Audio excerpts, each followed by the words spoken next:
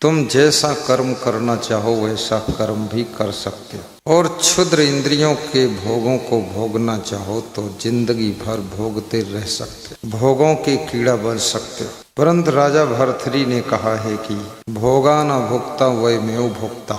राजा भर्तृहरि का अनुभव है कि भोगों को मैंने नहीं भोगा है, बल्कि भोगों ने मुझको भोग लिया है। गांधी जी कहते थे कि शराब आदमी नहीं पीता है, आदमी को शराब पी जाती है। वास्तव में भोग भोगने वाले लोग रोगी हो गए, बीमार हो गए, समय से पहले मरकर चले गए, लेकिन भोग आज भी मौजूद हैं। शराब पीने वाले शराबी एक एक करके मर मर कर दुनिया से चले गए, लेकिन शराब आज भी जिंदा है। शराब पीने वाले शराबी जिंदा नहीं है, वो सब मर गए। जिनको 90 वर्ष तक जीना था वे 50 साल में ही मरकर चले गए। शराब तुम्हारी उम्र को भी पी जाती है, धन को पी जाती है, मान सम्मान इज्जत को पी जाती है। शराब तुम्हारी बुद्धि स्वास्थ्य को भी पी जाती है और शराब तुम्हारी उन्नति को पीकर खत्म कर देती है। बड़े बड़े बुद्धिमान लोग भी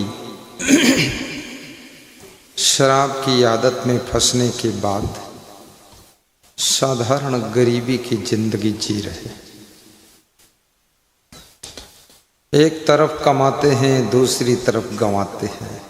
लेकिन जिन्होंने शराब पीना छोड़ दिया या शराब पीना शुरू ही नहीं किया है, कुछ लोग ऐसे हैं जिन्होंने कभी पिया ही नहीं, बड़े महान हैं वे लोग।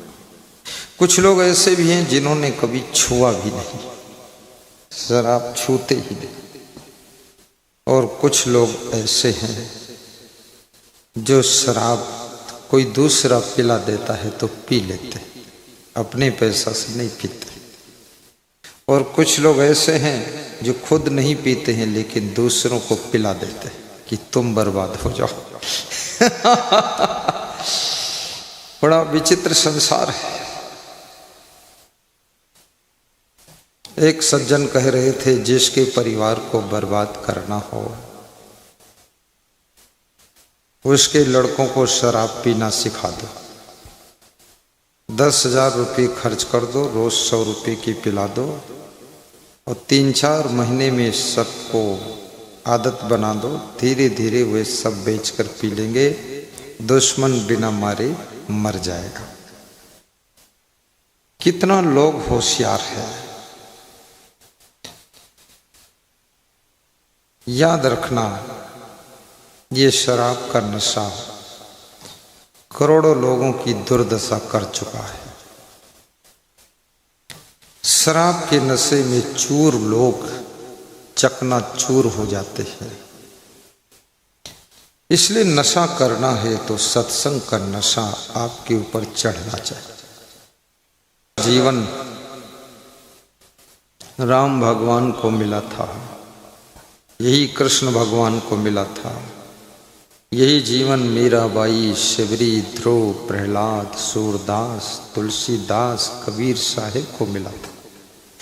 और वही जीवन मनुष्य का जीवन हमको भी मिला है, तुमको भी मिला है, सबको मिला है। लेकिन मनुष्य जीवन पाकर कौन क्या कर रहा है, ये सबसे बड़ी बात है। मनुष्य जीवन पा करके कोई जिंदगी भर लड़ता रहता है, मुकदमे में पड़ा रहता है, कोई जिंदगी भर दूसरों का काम बिगाड़ता रहता है, कोई लोग जिंदगी भर दूसरों के लड़की के विवाह में अड़ंगा डालते रहते हैं। मिलना कुछ नहीं लेकिन बहका देते हैं। कोई लड़की के विवाह के लिए आया तो बता देते ये परिवार ठीक नहीं। अब जो आया था विवाह देखने उसके मन में भ्रम हो गया, वो समझ गया ठीक नहीं। लेकिन याद रखना, जो परिवार आज ठीक है कल बिगड़ भी सकता है, जो आज ठीक नहीं है कल ठीक भी हो सकता है। मनुष्य उसी का नाम है जो रोज रोज बदल जाता है, रोज रोज चेंज हो जाता है। इसलिए चिंता मत करो, किसी बेटी को बहू बनाइएगा। हो सकता है जो बेटी तुम्हारे घर में बहू बनकर आने वाली है वो लक्ष्मी का रूप लेकर आएगी और उसके पांव पड़ते ही तुम्हारे घर में रोशनी हो जाएगी। इसलिए स्त्री को लक्ष्मी भी कहा गया है। कन्या के विवाह में कभी बाधा मत डालिए, क्योंकि इससे बड़ा कोई पाप नहीं है। ये सबसे बड़ा पाप है। किसी के काम को बिगाड़ने के लिए तिकड़म मत बनाइए, इससे अपना भाग्य कमजोर हो जाता है। अपनी लाइन को लंबा कीजिए, दूसरे की लाइन को छोटी करने का प्रयास न कीजिए। आपकी लाइन लंबी होगी, अपने आप दूसरों की लाइन छोटी हो जाएगी। अपनी ताकत अपनी लाइन को लंबा करने में खर्च कीजिए।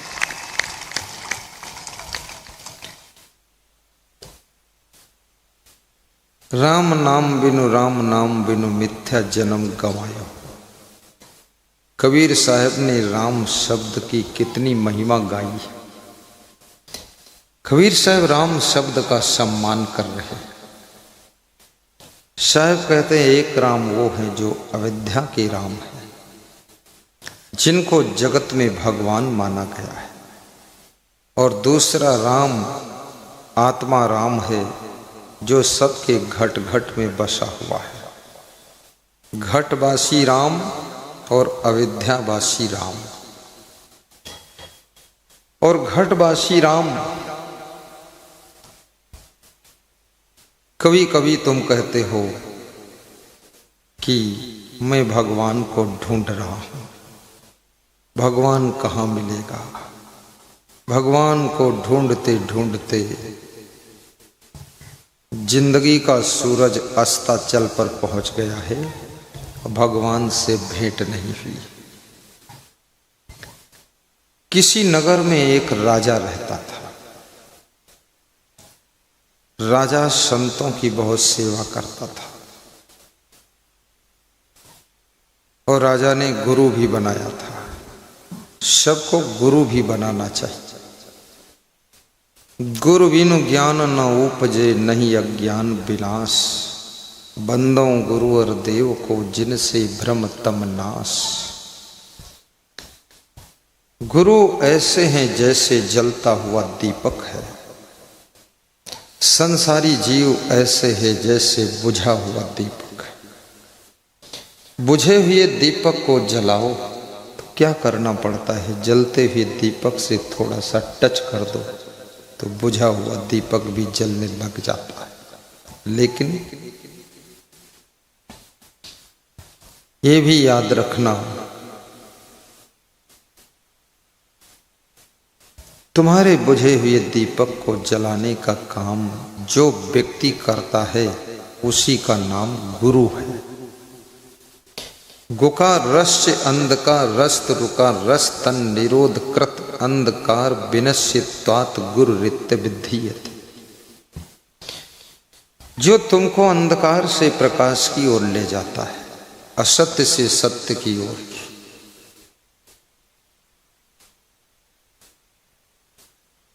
जो तुमको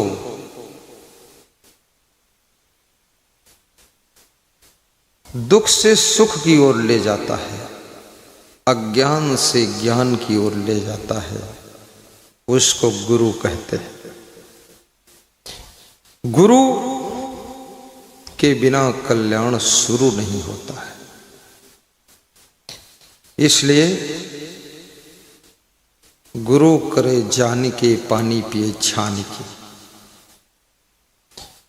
गुरु बनाइए लेकिन जान समझ कर बनाइए। गुरु थोड़ा ढूंढ लीजिए, खोज लीजिए, गुरु का बैकग्राउंड भी देख लीजिए और गुरु की हिस्ट्री भी थोड़ा देखिए, गुरु की कुंडली भी निकालिए। कुंडली समझते हैं? देखिए ये गुरु वास्तव में ठीक है कि नहीं है।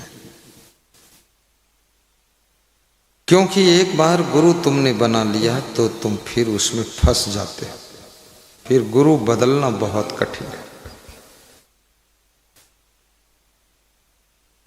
और यदि भूल से किसी गलत व्यक्ति को गुरु बना लिया है तो शंकर भगवान कहते हैं कि ज्ञानहीनो गुरु त्याज्यो मिथ्यावादी विडंबका सो विश्रांति न जानाति पर शांति करोति ज्ञान।